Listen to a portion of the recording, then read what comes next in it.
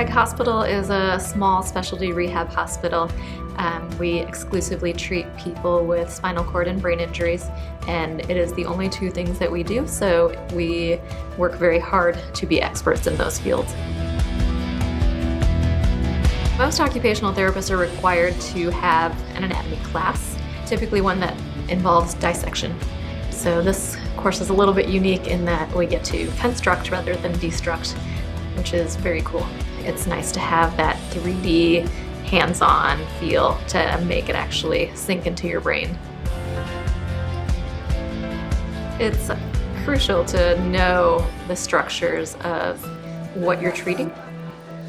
If you don't have an understanding of how things work, you're not going to know how to fix it, how to treat it, how to ease pain in those areas. I don't think too much on a daily basis about the difference we're making until I start talking to somebody else. These are life-changing events, and therefore you are helping a person change their entire life for the better. They've just gone through something awful, generally. And to be able to help them turn that around into a positive is powerful, to be able to help in that fashion.